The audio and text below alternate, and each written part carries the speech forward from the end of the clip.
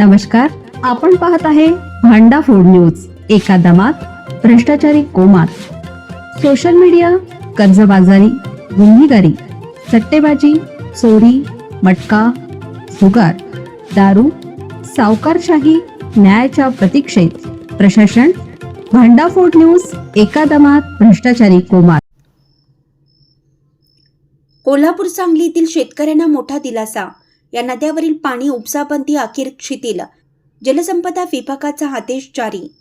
दूधगंगा वगळता उर्वरित नद्यावरील शेतीसाठी पाणी उपसाबंदी बुधवारपासून पुढील 3 दिवसासाठी पुन्हा शिथिल करण्याचा निर्णय जलसंपदा विभागाकडून घेण्यात आला आहे.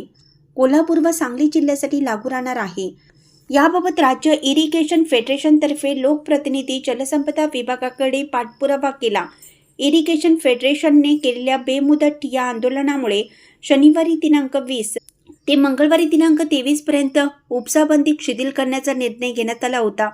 त्याचा कालावधी आज संपत असल्याने फेडरेशनच्या पदाधिकाऱ्यांनी जलसंपदा विभागाच्या स्थानिक अधिकाऱ्यांशी संपर्क केला, परंतु त्यांच्याकडून कोणताही सकारात्मक प्रतिसाद मिळाला नाही.